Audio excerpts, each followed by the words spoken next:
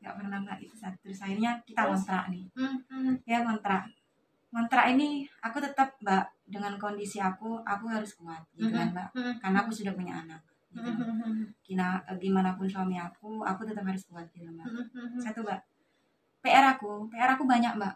PR aku nggak sedikit banyak. Satu, dimana aku harus merubah beliau yang awalnya tadinya itu adalah pemabuk yang kemudian jadi tidak mabuk. Setelah menikah dia masih mabuk nggak sih? Kalau setelah menikah dia pergaulannya itu mbak kadang pulang jam 2 jam 3, aku nggak ngerti kan di luar mbak. Dan aku sulit untuk membedakan orang mabuk dan tidak mabuk kan begitu mbak. Oh, dari bau-bau mulutnya biasanya enggak aku ya? Kan nggak pernah mencium beliau mbak gitu. Terus kemudian mbak, nah yang kedua dia itu sering mbak pulang malam gitu. Tapi ketika kita ngontrak, kalau ikut orang tua mungkin masih sungkan.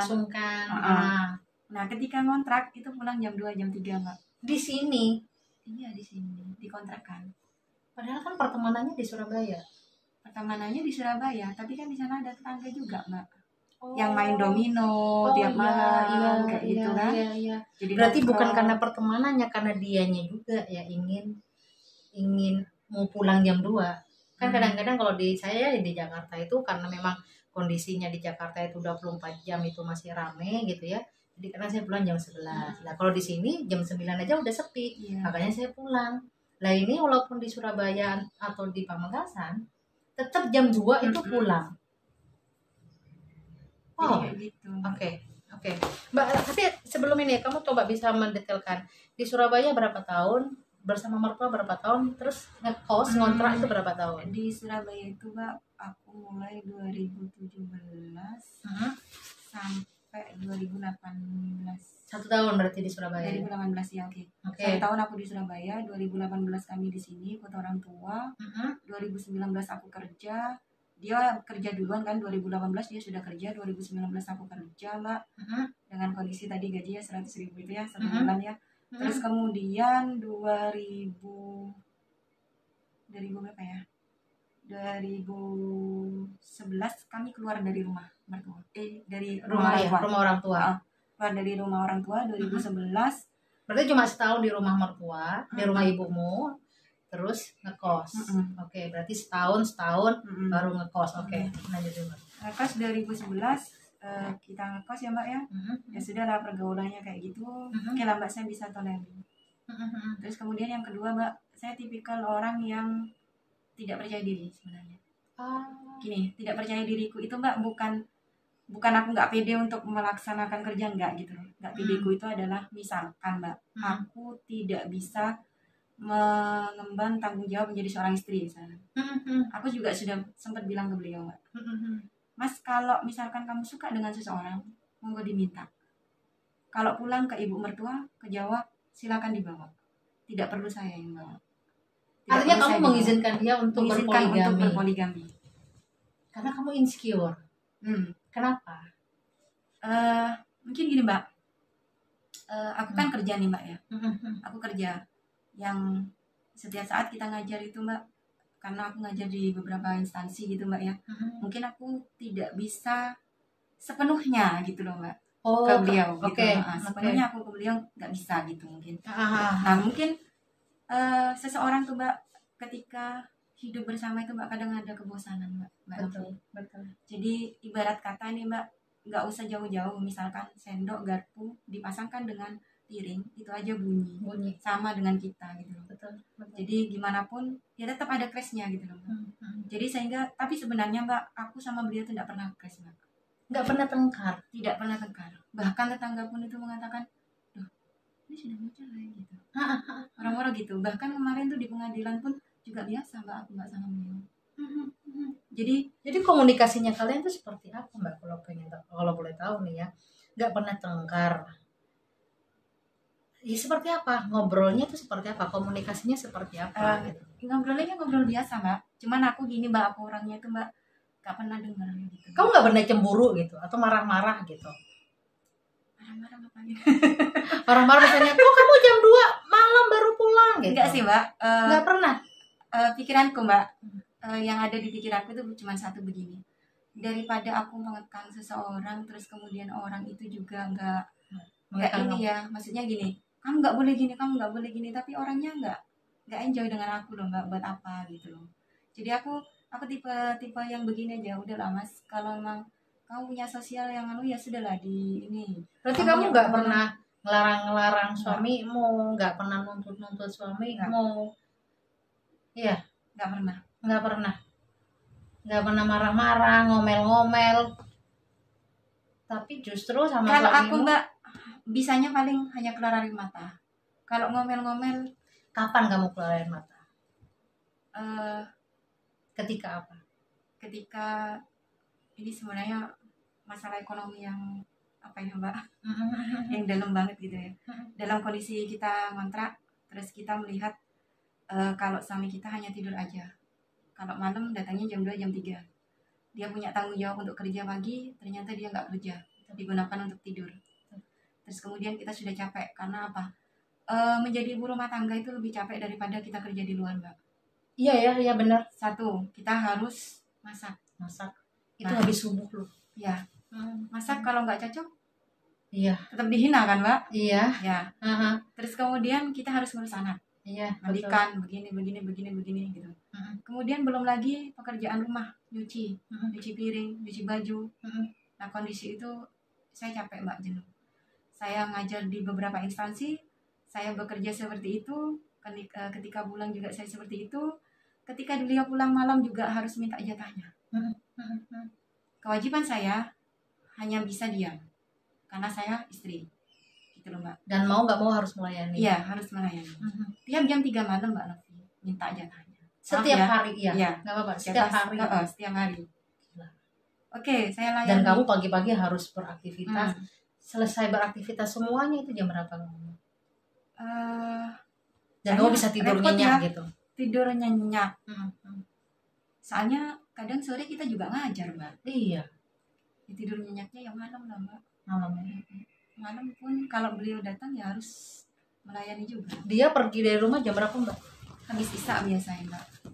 Pagi-pagi ngapain dia? Pagi tidur. Pagi tidur. Siang ya makan ya gitu-gitu. Masih di rumah? Nggak kemana-mana? Nggak.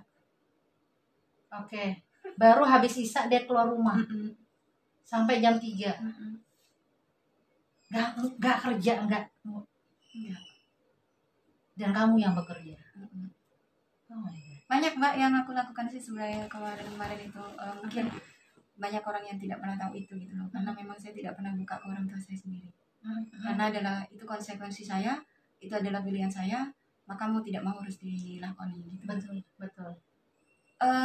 Saya ngajar mbak, saya sambil juga dagangan gitu mbak, dagangan ke rumah-rumah orang, bawa plastik besar, bawa dagangan, pakaian dan lain sebagainya, saya tawar-tawarkan kayak gitu. Itu sudah pernah saya lakukan mbak. Bahkan justru kehidupan saya di Surabaya itu mbak, saya jadi penjual kerupuk juga. Saya sudah pernah juga. Jadi saya masukkan ke warung kopi. Udah pernah juga. Lu masak sendiri, ya goreng-goreng sendiri, bungkus-bungkusin sendiri. Ya Allah. Oke. Sudah pernah semua gitu. Jadi kalau misalkan ada wanita saja mengeluh gitu, bukan mengeluh ke siapa, saya dengar gitu. Kalau dia nganu sama suaminya hanya masalah ekonomi, saya pikir gak wow banget. Iya, karena kamu udah yang paling bawah udah ya. Gak wow banget, Pak. Kemudian ada juga temen yang cerai hanya karena masalah tidak dikasih ekonomi, gak wow banget juga. Iya, betul. Jadi saya kenapa memutuskan kemarin itu untuk berpisah, karena di salah satu sisi Mbak banyak sekali polemik. Iya seperti itu. Terus kemudian di satu sisi karena sudah terjadi pemukulan Mbak. Pemukulannya gimana sih Mbak? Apa itu terjadi berulang-ulang atau dia kalau ketika marah saja? Karena kan tadi bilang suamimu nggak pernah marah gitu. Tidak pernah marah? Iya. Cuman sering mengatakan kata-kata kotor Mbak. Oh ini kekerasan verbal juga ya? Iya. Mohon maaf ya Mbak. Kalau bahasa Jawa jancuk. Sudah biasa. Iya. Kan kalau di Surabaya jancuk kan. Iya, itu sudah biasa. Sudah biasa kalau itu Mbak. Kadang bilang juga asu itu kayak anjing. Kayak sekarang kan orang sudah diplesetin kan anjir apa begitu. Kalau dia nggak anjing, itu sudah biasa. Jadi kata-kata itu sudah biasa Mbak, buat saya pribadi itu sudah biasa. Bahkan saya dikatai pelacur juga sudah biasa Mbak, gitu loh. Aku kalau jancuk sama asu masih wajar. Lu dibilangin pelacur istrinya loh. Jadi gini, ada sesuatu yang make kan dia gitu loh kan. Kenapa dia bisa mengatakan begitu? Gini loh Mbak Nafi. Saya kan hanya mencoba beliau. Sebenarnya mencoba itu begini loh Mbak Nafi, dalam kondisi saya sudah tidak punya apapun, misalkan uang dalam bulanan, akhir bulan sudah habis gitu ya. Terus kemudian kita butuh gas misalkan, masalahnya kecilan aja begitu. Kita butuh gas, kita butuh apa-apa alat dapur gitu ya, perlengkapan dapur, kemudian apa untuk masak apa. Saya mengeluh gitu loh. Saya mengeluh ke siapa lagi? Wong saya juga hidupnya dengan beliau kan. Betul. Saya mengeluh gitu loh. Ketika saya mengeluh Mbak Novi, yang ada apa? Kamu nggak pantas pakai emas-emasan, cuan. Waktu itu kamu punya emas. Saya kan keluar dari rumah Mbak, membawa warisan dari mbah saya gitu loh. Iya. Jadi warisan yang dari mbah saya dititipkan kepada ibu saya itu saya minta semua gitu loh. Ternyata itu habis ketika bersama beliau. Wow. Jadi habis gitu loh. Hartamu juga sudah habis. Sudah habis gitu. Jadi ketika Mas berasnya habis, nah dia tidak mau tahu itu. Kamu tidak pantas pakai begitu. Saya Mbak Novi terus terang, saya ini tidak pernah tahu bagaimana saya tidak pernah tahu menggunakan sepeda motor. Iya. Itu saya. Jadi saya kemana-mana jadi butuh bantuan orang. Oke. Jadi saya kemana harus diantar beliau. Iya. Gitu kan. Nah pada saat itu saya mau jual emas kemana Mbak Novi? Wong saya tidak bisa sepeda motor. Iya. Saya mau naik becak Mbak. Becak kan kondisinya jauh dari kontrakan saya ke toko emas. Akhirnya mau tidak mau, saya selalu bilang ke teman saya gitu loh Mbak, ada sahabat gitu, Bu saya minta tolong Bu ya jualin gitu, Bu saya minta tolong ya jualin gitu, sedikit lagi sampai teman saya itu bilang gini, Bu kamu itu loh kok jual terus tuh buat apa? Mestinya kan ditaruh, di saving gitu, kenapa kok dijual terus? Bu aku nggak punya beras gitu. Ya Allah, beras ini cuma beras doang. Jadi kondisi-kondisi begitu tuh Mbak buat saya sudah biasa. Ya. Jadi sudah biasa gitu loh Mbak Novi. Dan waktu itu kamu sudah punya anak? Sudah punya anak. Nggak punya beras. Dan suamimu nggak bekerja? Sebenarnya dia sudah bekerja Mbak, cuman nggak males masuk gitu. Karena mungkin pekerjaannya yang sifatnya tidak harus fingerprint ya. Jadi dia nggak ya maksudnya pekerjaannya yang nggak mewajibkan gitu kan. Terus ada lagi saya mau nanya yang lebih spesifik masalah kekerasannya Mbak gitu. Kekerasan tadi kan Mbak cerita tentang verbal juga, kekerasan verbal, omongan yang kasar. Kalau yang fisik itu seperti apa Mbak? Fisik ya kemarin udah Mbak sudah hampir mati juga sih sebenarnya. Apanya mati? Jadi saya cerita ya Mbak ya. Paha saya ini Mbak biru lebam semua digigit Mbak. Digigit? Allah Akbar. Digigit di sini bekas cekikan semua Mbak ya, hitam semua di leher dan di belakang. Bentar, digigit gimana Mbak? Digigit ini Mbak sudah. Jadi di sini lebam semua sudah Mbak. Jadi kemudian di sini Mbak, tangan 5 ini sudah melekat di sini Mbak, merah. Jadi ditampar, kemudian aku dibogem mataku Mbak. Jadi dalam ini sudah merah. Allahu Akbar. Jadi di dalam ini sudah merah. Yang nangani juga bidan marmi sebenarnya. Jadi kemarin begitu merah, Mbak dibawa ke rumah sakit aja, visum dan lain sebagainya, enggak Bu. Sudah saya cukup di sini saja gitu. Jadi ini ditonjok nih Mbak, dia ditonjok gitu. Jadi sampai dalamnya ini merah. Jadi tapi enggak masalah. Untung enggak pecah Mbak. Lalu untung aja katanya enggak pecah. Untung Mbak enggak pecah, cuma ininya aja yang merah itu. Udah merah. Ini sudah tangan 5-nya itu sudah melekat di sini jadi merah. Bentuk tangan gini Mbak. Ya Allah. Terus kemudian Mbak di sini cekikan hitamnya sama sini. Kamu dicekik begini? Iya. Ya Allah. Terus kemudian di sini juga sudah ya Mbak ya. Di sini ku Mbak. Kenapa nih? Digigit juga. Digigit. Terus kemudian Mbak, ini pisau sudah di sini sebenarnya. Ya Allah, sampai sama pisau. Pisau ini sudah di sini Mbak. Cuman aku di dalam hatiku ini Mbak. Aku mati sekarang. Ikhlas. Ya Allah, kamu nggak melakukan perlawanan apapun yang teriak atau bego? Ini loh Mbak, bukan bego. Iya. Kalau teriak, aku semakin mempermalu. Gue lagi sensitif nih, maksudnya aku ngebayangin seandainya itu terjadi ke aku, terus kamu tercekik terus nggak ngomong apa-apa gitu loh Mbak. Kupikir itu udah kejahatan banget. Kejahatan banget. Kalau misalnya udah pisau nih loh, kamu mati loh. Nyawa ancamannya loh. Kok bisa gitu kamu nggak teriak? Kebetulan di situ kan ada ibu kontrakan nih. Ibu kontrakan kan rumahnya di sebelah nih, Pak. Mungkin mendengar. Nah, dia ada di sebelahnya kaca sebenarnya, Mbak, sambil mendengarkan. Nggak ngapa-ngapain ibu itu. Nggak ngapa-ngapain, cuman dia bilang gini, kalau anaknya orang mati di sini, jelas aku yang bertanggung jawab. Iya. Gitu. Iya. Akhirnya dia lari, Mbak, manggil manggil menantunya. Kalau bahasanya sih, Cong, ayo Cong, telepon lagi Cong, keluarganya ibu Cong. Kalau sampai anaknya orang mati di sini, aku Cong yang anu Cong. Gitu. Akhirnya mau tidak mau nih cari semua, Mbak, nomor teleponnya dihubungi semua, Mbak. Jadi omku itu dihubungi, di sana itu dihubungi sudah, Mbak. Gitu. Jadi cuman aku gini, Mbak, pada saat itu untungnya anakku tidak di situ gitu aja. Anakmu di mana? Anakku tidak menyaksikan, itu saja, Mbak. Anakku pada saat itu dipegang oleh mbahku. Jadi mbahku masih ada dulu, dipegang karena dia masih sekolah kan di sana, sekolah TK, jadi mbahku yang ngantri. Terus, jadi aku cuman begini saja, kalau saya mati sekarang ya Allah, saya titip anak saya. Ini dilepas, Mbak. Pisau ini langsung dilepas. Mungkin ya memang kekuasaan Allah juga mungkin, Mbak. Jadi begitu pisau ini sudah di sini, Mbak, udah nempel ke leher. Sudah nempel. Aku cuman gini aja di hatiku, ya Allah, kalau memang aku mati sekarang, aku nitip anakku. Ini dilepas, Mbak. Gitu dia langsung keluar. Tapi kamu cuma diem doang apa gimana, Mbak? Beliau keluar. Aku jemput anak. Kamu nggak boleh keluar. Kalau sampai kamu keluar dari pintu, awas. Jadi akhirnya beliau jemput anakmu. Orang-orang yang di luar ini sudah masuk semua, Mbak. Kamu keluar dulu, takut mati di dalam.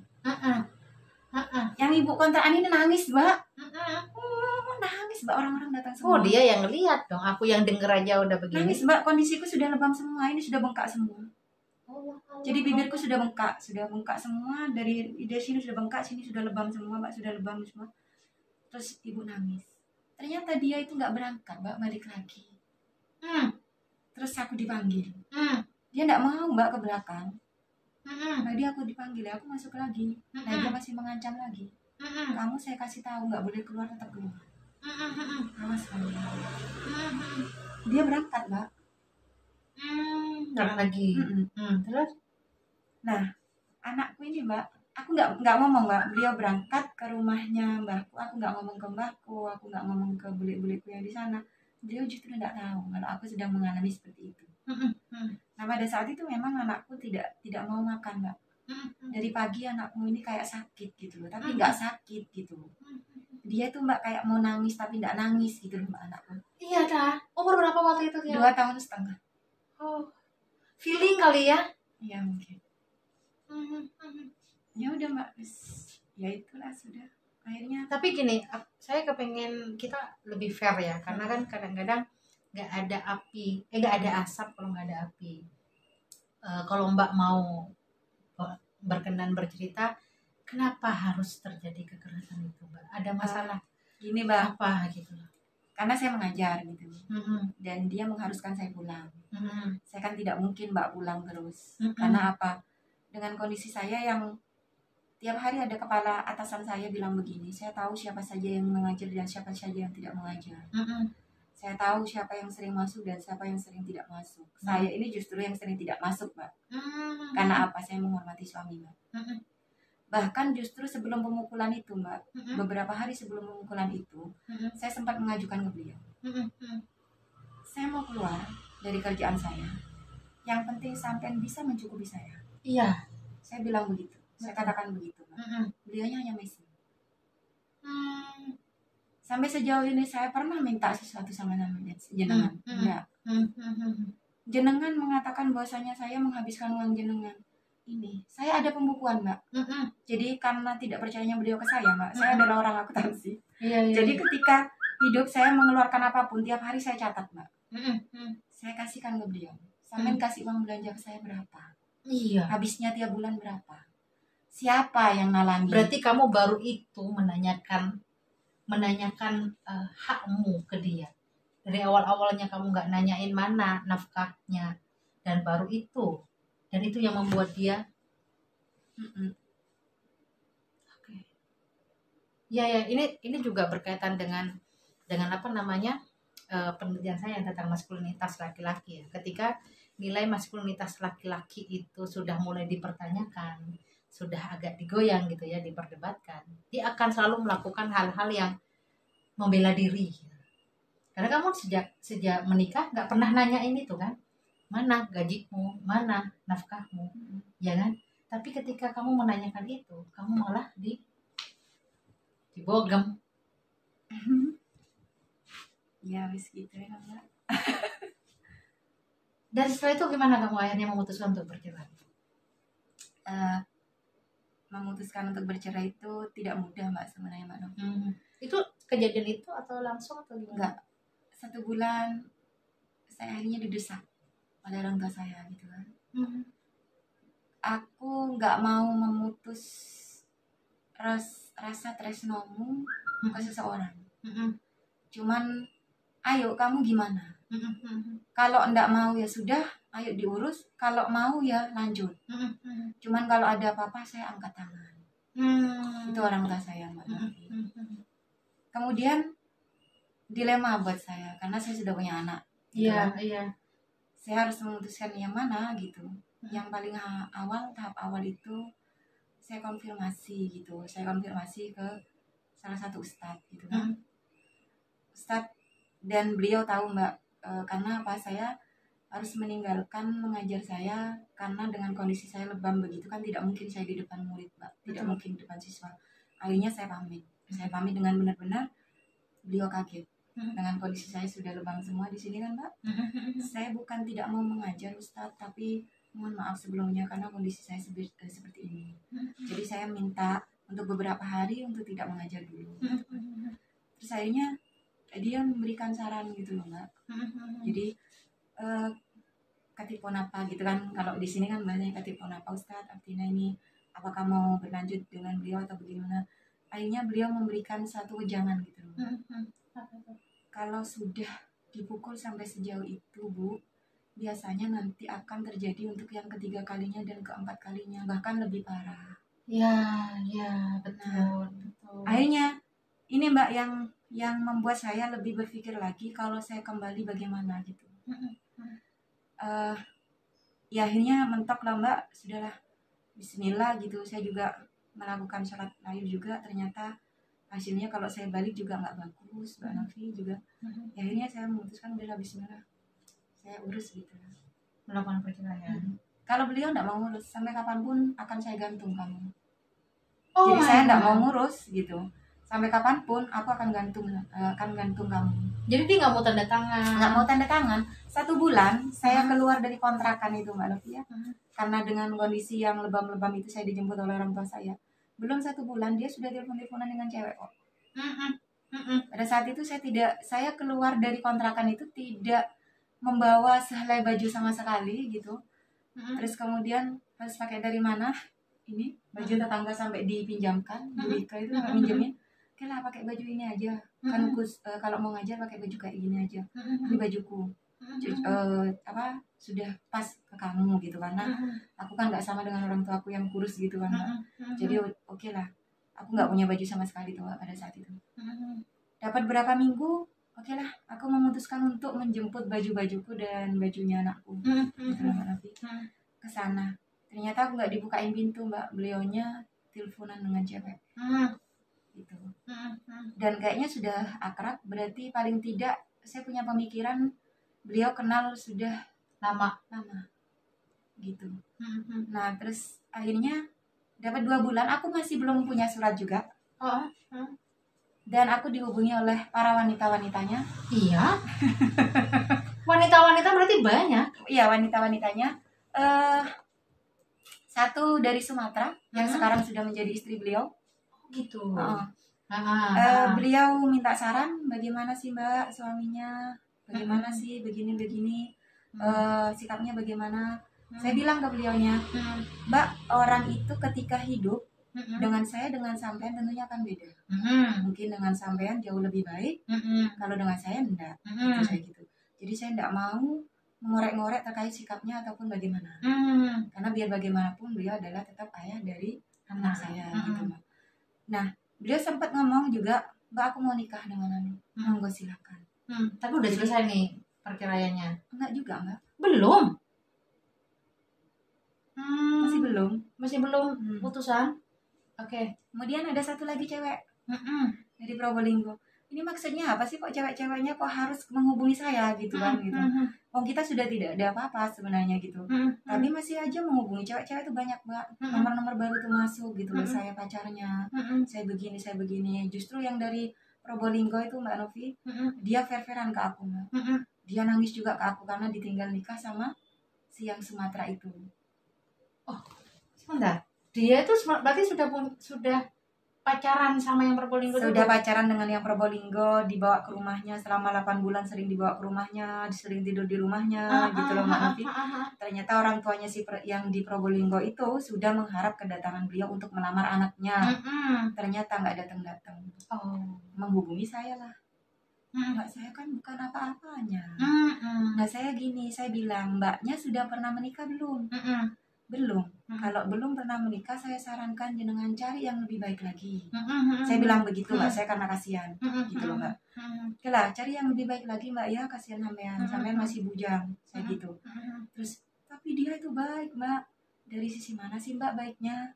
Saya gitu kan Mbak. Pasangan selama ini Mbak aku itu Mbak tiap Mbak kalau itu aku diajak belanja begini aku dibelanjain gitu. Nah katanya dia itu Mbak masih menafkahi anaknya sampean. Kapan menafkahinya? Itu sampai walaupun sudah cerai sampai sekarang nggak pernah menafkahi. Kalau sampai sekarang Mbak, hari raya kemarin ingat. Jadi sudah alhamdulillah sudah ingat hari raya kemarin. Baru kemarin. Udah berapa tahun nih kamu menjanda Mbak? Sudah 2012.